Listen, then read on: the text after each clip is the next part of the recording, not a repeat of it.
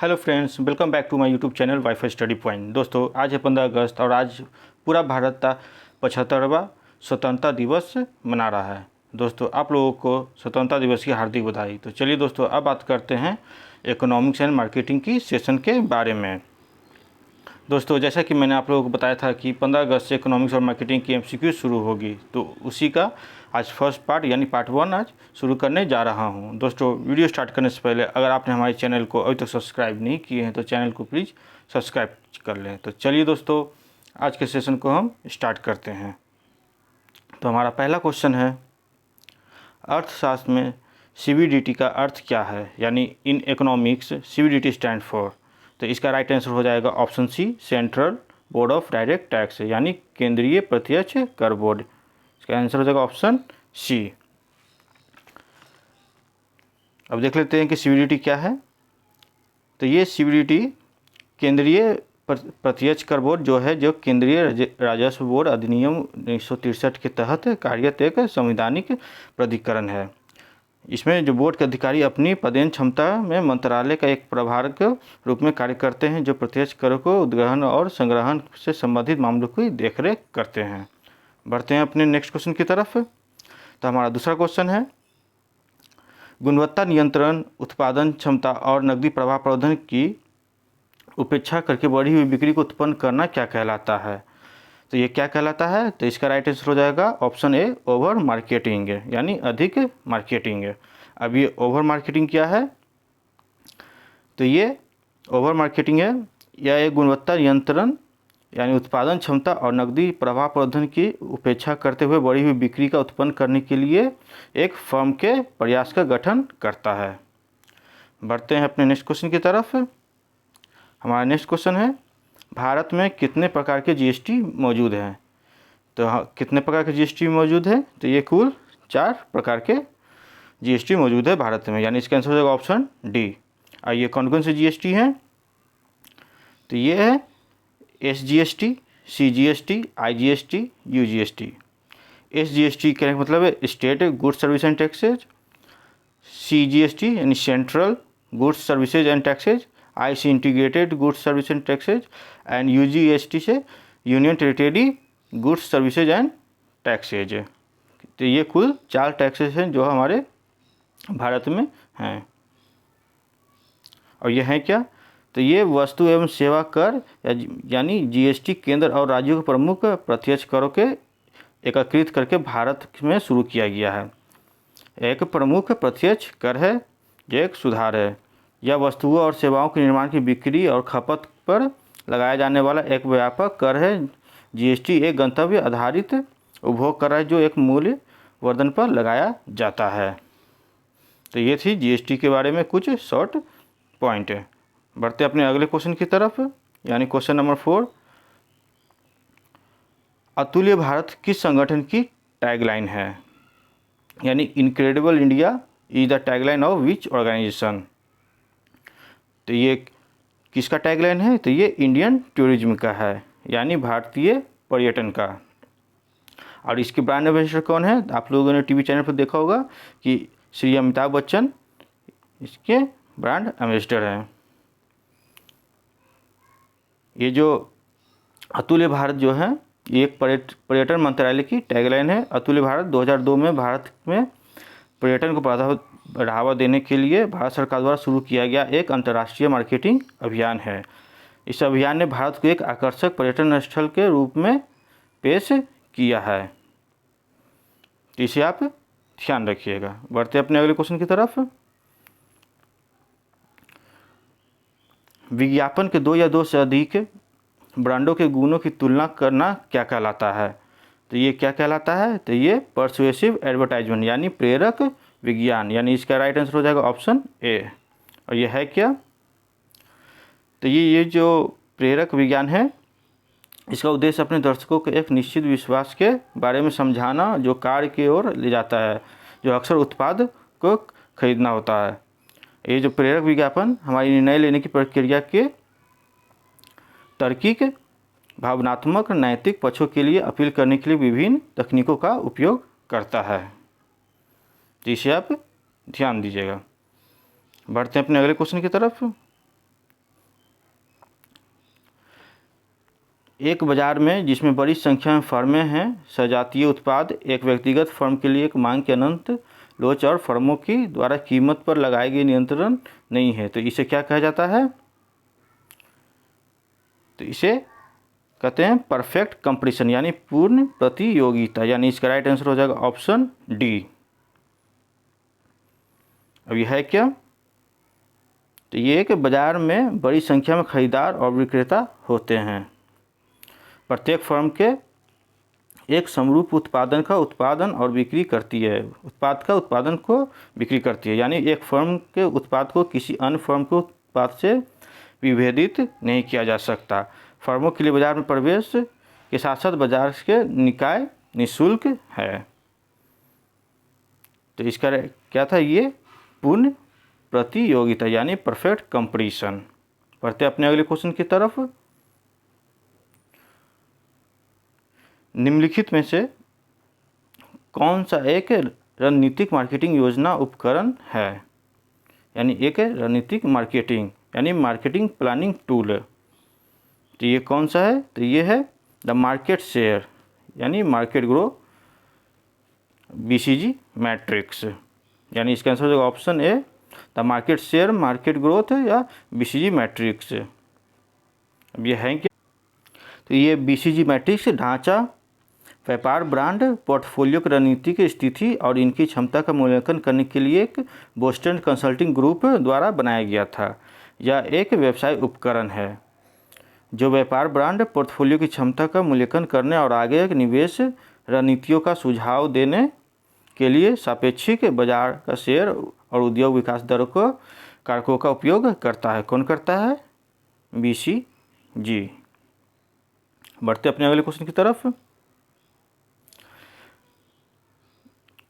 सट्टेबाज जो बाजार में प्रतिभूतियों को ना तो खरीदते हैं और ना ही बेचते हैं लेकिन फिर भी उन पर व्यापार करते हैं, तो उन्हें क्या कहा जाता है? तो उन्हें क्या कहा जाता है? तो उन्हें स्टैक्स कहते हैं यानी हिरन। इसका राइट आंसर हो जाएगा ऑप्शन बी। अब ये है क्या? तो ये सट्टेबाज निवेशक या व्यापारी जो थोड़े समय के लिए संपत्ति को खरीदते हैं और अपनी कीमत में उतार चढ़ाव से लाभ प्राप्त करने के लिए रणनीति बनाते हैं। वे लंबी अवधि के लिए प्रतिभूतियों को रखने में रुचि नहीं रखते हैं, यानी जो स्टैक्स है तो ये एक हिरन स्वभाव से बुलंद है, यानी सांड या भालू की तुलना में एक हिरन को सतर्क निवेशक माना जाता है। जैसे वह बढ़ोतरी या लाभ पर आवंटित हिस्सा प्राप्त करता है, वैसे ही उन्हें बेचने का एकमात्र उद्देश्य वह केवल नई कंपनियों में सट्टेबाज के रूप में नए शेयरों के लिए आवेदन करता है। तो ये से आप देख लीजिएगा। बढ़ते अपने अगले क्वेश्चन की तरफ। एक लाइन और इसमें कि उसका लाभ उस मूल्य की अधिकता जिस पर वह आवेदन करते समय उसके द्वारा भुगतान की गई राशि पर अपना आवंटन को बेचता है। बढ़ते अपने अगले क्वेश्चन की तरफ। तुम्हारा नेक्स्ट क्वेश्चन है, एक उपभोक्ता की वास्तविक और वांछित स्थिति के बीच का एक असंतुलन है जिसमें यह मान्यता है कि अंतर या समस्या को हल करने की आवश्यकता है, वह क्या कहलाता है? तो वो क्या कहलाता है? तो वो मोटिव डेवलपमेंट कहलाता है, यानी इसका राइट आंसर हो जाएगा ऑप्शन ए प्रेरक विकास। अब ये है क्या? तो ये प्रेरक विकास है। ये जो उपभोक्ता खरीदने के उद्देश्य सचेत और अवचेतन और चेतन के इरादे हो सकते हैं। उद्देश्य का उपभोक्ता व्यवहार पर महत्वपूर्ण प्रभाव पड़ता है। एक उपभोक्ता की वास्तविक और वांछित स्थिति के बीच में संतुलन है जिसमें यह स्वीकार किया जाता है कि एक अंतर या समस्या को हल करने की आवश्यकता को प्रेरक विकास कहा जाता है। तो ये था प्रेरक विकास के कुछ इम्पोर्टेंट पॉइंट्स। बढ़ते अपने अगले क्वेश्चन की तरफ। नेक्स्ट क्वेश्चन है, माल और सेवा कर यानी GST के संबंध में कौन सा कथन सही नहीं है? यानी एक 4 ऑप्शन में 3 सही है और एक गलत है, तो उस ऑप्शन को आप पहचानना है जो नहीं है। तो इसका राइट आंसर हो जाएगा option B, the concept of declared goods of special importance was updated, यानी विशेष महत्व घोषित माल की अवधारणा को समाप्त कर दिया गया था। ये ऑप्शन आप, ये इसका राइट आंसर है ऑप्शन बी, लेकिन ये नहीं है। इसके जो 3 आंसर हैं वो हैं integrated GST will be lived on interstate goods and services transaction, यानी एकीकृत जीएसटी अंतर्राज्यीय वस्तु और सेवा के लेन देन पर लगाया जाएगा। States will get compensation for 5 years loss of revenue, यानी राजस्व के नुकसान के लिए राज्यों को 5 वर्ष तक मुआवजा मिलेगा। और तीसरा है GST will be collected by VAT, यानी वैल्यू एडेड टैक्सेज, वैट विधि से जीएसटी वसूला जाएगा। जीएसटी बारे में ये 3 सही इसके आंसर थे और जो बी थे वो नहीं थे। अब देखते हैं जीएसटी आया कब था। ये जो जीएसटी है इसे 101st अमेंडेड एक्ट 2016 के नाम से जाना जाता है, तो इस नाम को आप याद रखिएगा। ये जो जीएसटी है ये 1 जुलाई 2017 से भारत में जीएसटी लागू किया गया था। यह एक अप्रत्यक्ष कर है जिसने भारत में कई अप्रत्यक्ष कर की जगह ले ली है। इसकी कुछ मुख्य विशेषताएं हैं, जैसे वैट विधि से जीएसटी वसूला जाएगा। माल और सेवा कर के कार्यान्वयन के कारण उत्पन्न होने वाली 5 वर्ष की अवधि के लिए राज्यों को राजस्व के नुकसान का मुआवजा भी मिलेगा। तो ये थे जीएसटी के कुछ मुख्य विशेषताएं। बढ़ते हैं अपने अगले क्वेश्चन की तरफ। प्रारंभिक अंगीकार करने वाले जिसमें राय के नेता बड़े पैमाने पर शामिल होते हैं और डैश उन्हें होने की प्रवृत्ति रखते हैं, तो वो क्या है? तो इसका राइट आंसर हो जाएगा option B, more likely to buy new products before their friends do and voice their opinion about them, यानी अपने दोस्तों से पहले नए उत्पाद के खरीदने और उनके बारे में अपनी राय देने में अधिक रुचि रखते हैं। तो इसका राइट आंसर हो जाएगा ऑप्शन बी। अब ये प्रारंभिक अंगीकार हैं क्या? तो ये वे नवोन्मेषकों के बाद 13.5% ग्राहकों का प्रतिनिधित्व करते हैं जो अपने दोस्तों के बारे में नए उत्पादों को खरीदने और उनके बारे में अपनी राय देने की संभावना को रखते हैं। और उन्हें सामाजिक स्वीकृति की अधिक चिंता होती है और वे मीडिया के भारी उपयोगकर्ता भी हैं। जिन नेताओं की राय को मुख्य रूप से सम्मिलित किया जाता है उन्हें प्रारंभिक अंगीकार अपने दोस्तों से पहले नए उत्पादों को खरीदने और उनके बारे में अपनी राय देने की अधिक रुचि रखते हैं। तो ये थे प्रारंभिक अंगीकार के कुछ फैक्ट्स। बढ़ते अपने अगले क्वेश्चन की तरफ। मानव विकास सूचकांक किसका संयुक्त सूचकांक है? यानी ये जो ह्यूमन डेवलपमेंट इंडेक्स है composite index of life expectancy, education attainment and per capita GDP, यानी इसका राइट आंसर हो जाएगा ऑप्शन सी, यानी जीवन प्रत्याशा, शैक्षिक प्राप्ति और प्रति व्यक्ति सकल घरेलू उत्पाद। ये थे आपके HDI के, इससे आप ध्यान रखिएगा। ये HDI है क्या? तो ये मानव विकास सूचकांक है या एक मानव विकास सूचकांक हैं जो तीनों आयामों को उपायों को 7 देशों का स्थान को रखता है, जैसे लंबा और स्वस्थ जीवन, ज्ञान, जीने का सभ्य मानक। 1990 और 2018 के बीच भारत में जन्म के समय जीवन प्रत्याशा में 11.6 वर्षों की वृद्धि हुई। 1990 और 2019 के बीच भारत में शिक्षा और औसत वर्ष में 3.5 वर्ष की वृद्धि हुई और शिक्षा में अपेक्षित वर्षों में 4.7 वर्ष की वृद्धि हुई, किसके? ह्यूमन डेवलपमेंट इंडेक्स के अनुसार। बढ़ते हैं अपने अगले क्वेश्चन की तरफ। निम्नलिखित में से कौन से SWOT तत्व व्यवसाय के लिए आंतरिक कारक हैं? SWOT, तो ये SWOT होते क्या हैं? तो इसके फुल फॉर्म बनते हैं S से स्ट्रेंथ, W से वीकनेस, O से अपॉर्चुनिटी और T से थ्रेट्स। ये थे SWOT के SWOT के फुल फॉर्म में। अब इसके राइट आंसर हो जाएंगे option A, strength and weakness, यानी शक्तियाँ और कमजोरियाँ। अब ये SWOT की भी कुछ इम्पोर्टेंट पॉइंट देख लेते हैं। तो ये जो SWOT है यानी शक्ति, कमजोरी, अवसर और खतरे, विश्लेषण का एक ऐसा ढांचा है जिसमें इस्तेमाल कंपनी की स्थिति का मूल्यांकन करने और रणनीतिक योजना को विकसित करने के लिए किया जाता है। ये जो स्वत का विश्लेषण है आंतरिक और बाहरी कारकों और उसी समय वर्तमान और भविष्य की क्षमता को भी आकलन करता है। यह संगठन या उद्योग के आंतरिक कारकों पर एक तथ्य आधारित करता है, अर्थात आंकड़े संचालित नज़र की सुविधा के लिए बनाया गया है। क्या बनाया गया है? SWOT।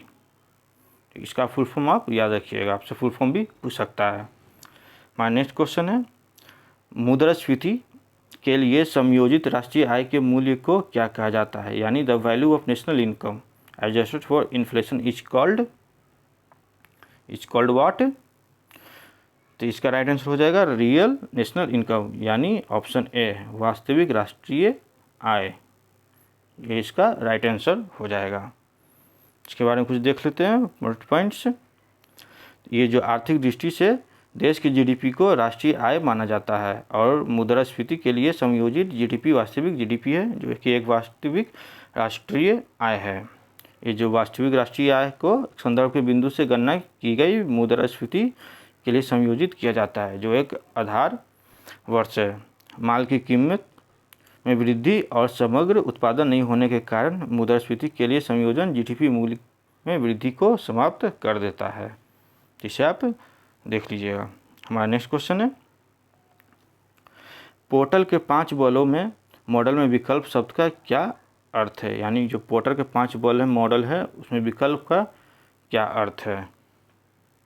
तो इसका क्या अर्थ है? तो इसका राइट आंसर हो जाएगा option D, A substitute is an alternative product or service that performs the same function for the consumer। यानी स्थानापन्न एक वैकल्पिक उत्पाद या सेवा है जो उपभोक्ता के लिए समान कार्य करता है, यानी इसका राइट आंसर हो जाएगा ऑप्शन डी। अब ये है क्या? स्थापना उत्पादों का खतरा। तो यह एक ग्राहकों द्वारा कंपनी के काम करने का एक अलग तरीका होता है जो खोजने की संभावना को संदर्भित करता है। एक स्थानापन्न एक वैकल्पिक उत्पाद या सेवा जो उपभोक्ता के लिए समान कार्य करता है। एक उत्पादन में प्रतिस्थापन जो बनाने के लिए आसान और सस्ता है, एक कंपनी की स्थिति कमज़ोर कर सकता है और इसके विपरीत भी कर सकता है। तो ये थे इसके कुछ पॉइंट्स। अब बढ़ते हैं नेक्स्ट क्वेश्चन की तरफ। VALS ढांचा क्या है? The wheels framework is what? तो ये क्या है? इसके राइट आंसर हो जाएगा option D, examines the intersection of psychology, demographics and lifestyle. यानी मनोविज्ञान, जनसांख्यिकी और जीवन शैली से प्रतिच्छेदन की जांच करता है। कौन करता है? VALS, VALS. इसके कुछ पॉइंट्स देख लेते हैं।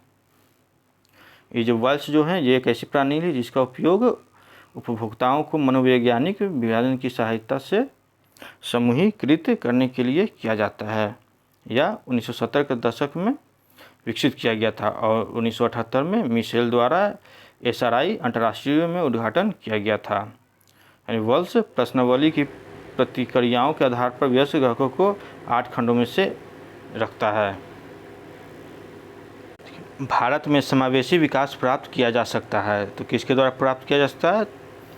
तो थ्रू ए प्रोग्रेसिव टैक्स, यानी इसका आंसर हो जाएगा ऑप्शन ए, एक प्रगतिशील कर के माध्यम से जो समावेशी विकास प्राप्त जो किया जा सकता है। तो इसके बारे में कुछ देख लेते हैं इंपॉर्टेंट फैक्ट्स। तो ये जो समावेशी विकास का अर्थ क्या होता है? ये एक आर्थिक विकास है जो रोजगार के अवसर को पैदा करता है और गरीबी को कम करने में मदद करता है। इसके कुछ और भी फैक्ट्स है, आप इसे देख लीजिएगा, क्योंकि मैं सबको लाइन बाय लाइन बताते जाऊंगा तो ये वीडियो कुछ ज़्यादा ही लंबी हो जाएगी। बढ़ते अपने अगले क्वेश्चन की तरफ। हाँ, नेक्स्ट क्वेश्चन है, समकालीन सूचना प्रणाली ग्राहकों और आपूर्तिकर्ताओं के साथ इंटरफेसिंग कर रही है, तो ये कौन कर रही है? तो इसका राइट आंसर हो जाएगा ऑप्शन डी, यानी बी और सी दोनों, यानी CRM और SCM, यानी कस्टमर रिलेशनशिप मैनेजमेंट और सप्लाई चेन मैनेजमेंट। मैंने इन सब की क्लासेज मैंने पहले ही दे चुका हूँ। अगर आप लोगों ने हमारे इस क्लास को नहीं देखे हैं तो आप वीडियो के प्लेलिस्ट में जाकर आप इसे देख सकते हैं, मैंने उसमें पूरी विस्तार से बताया है। बढ़ते हैं अपने अगले क्वेश्चन की तरफ, और इसके कुछ जो फैक्ट्स हैं आप इसे पढ़ लीजिएगा। हमारा नेक्स्ट क्वेश्चन है, भुगतान संतुलन अनुकूलन है यदि, यानी भुगतान संतुलन अनुकूलन है यदि, ये संतुलन कब होगा? जब एक्सपोर्ट एक्सीड इंपोर्ट्स होगा, यानी निर्यात आयात से अधिक होगा, तब ये भुगतान संतुलन में अनुकूल होगा। यानी इसका राइट आंसर हो जाएगा ऑप्शन ए। बढ़ते अपने अगले क्वेश्चन की तरफ। इसके जो भी एक्सप्लेनेशन है आप इसको पॉइंट बाय पॉइंट देख लीजिएगा। और नेक्स्ट क्वेश्चन है, किसी भी कंपनी से संबंधित उत्पादों के लिए गुणवत्ता के विभिन्न स्तरों के संदर्भ में मूल्य बिंदु का उपयोग किस उत्पादन मिश्रण मूल्य निर्धारण से किया जाता है?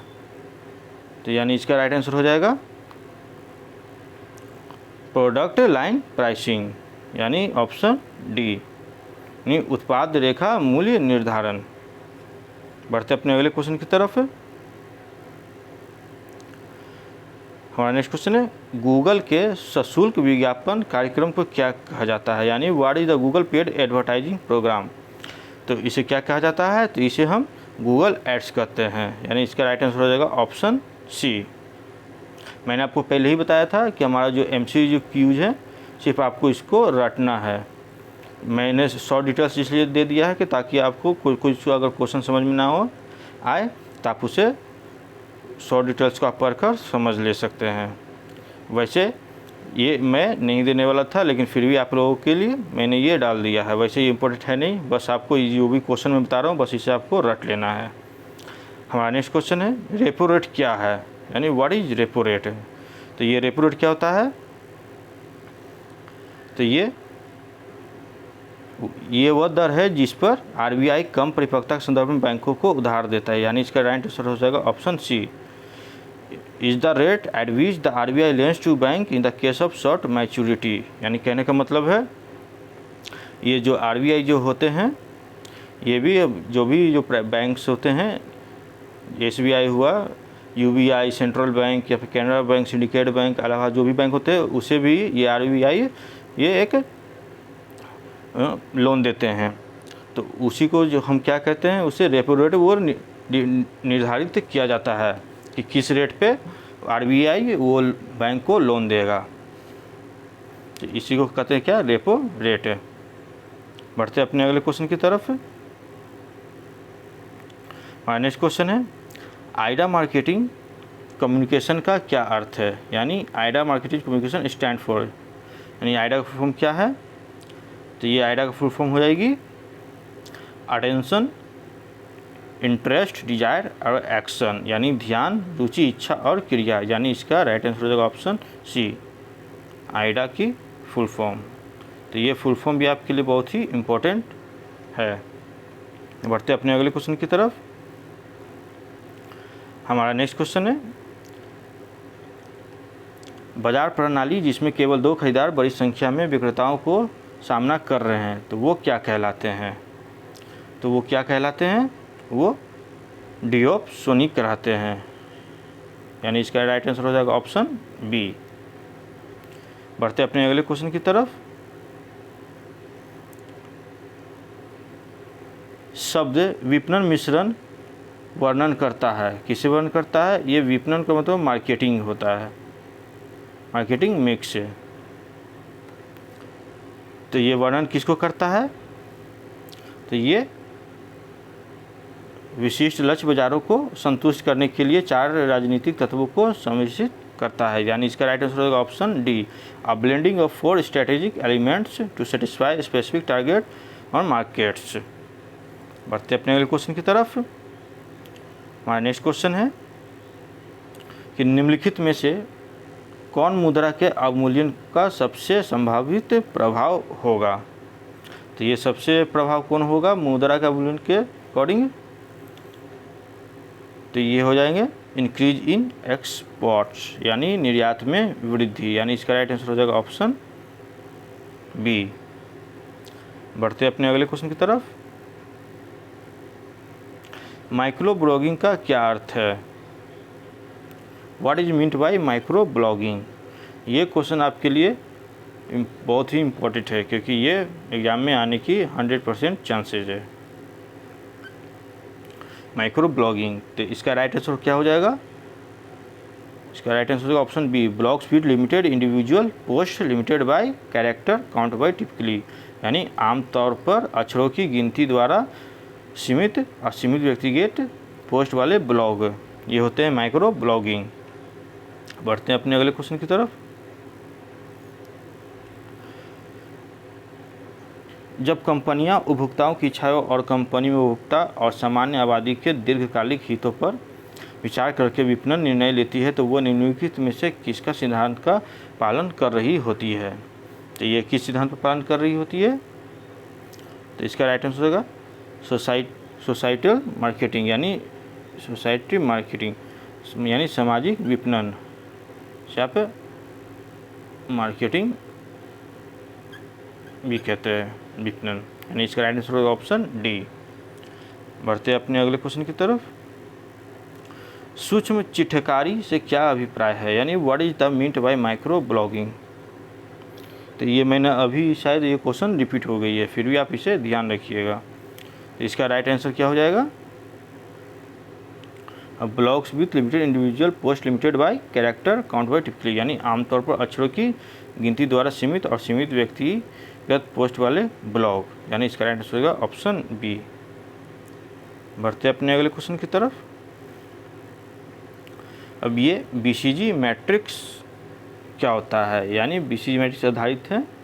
ये BCG आपके लिए बहुत ही इम्पोर्टेंट है। तो ये BCG है क्या? तो ये है industry growth rate and relative market share, यानी उद्योग की विकास दर और सापेक्ष बाजार में हिस्सेदारी है। क्या होती है ये? BCG से आप ध्यान रखिएगा। तो दोस्तों ये थे आज पार्ट 1 के कुछ इम्पोर्टेंट 30 क्वेश्चन जो कि आपके लिए कंटिन्यू चलेंगे, और ये कब तक चलेंगे ये मैं बता नहीं सकता हूँ। जैसे जैसे हमारे पास जो क्वेश्चन आएंगी ये आपको देखने को मिलते रहेंगे। तो इसकी डेली आपको 30 क्वेश्चन आपको मिलते रहेंगे, आप इसे ध्यान से पढ़ते रहिएगा। आई होप दोस्तों वीडियो आपको पसंद आई होगी। दोस्तों वीडियो पसंद आई तो वीडियो को लाइक करना बिल्कुल भी ना भूलें, और दोस्तों अगर आपने हमारे चैनल को अभी तक सब्सक्राइब नहीं किए हैं तो चैनल को प्लीज़ सब्सक्राइब कर लें। थैंक यू दोस्तों, नमस्कार।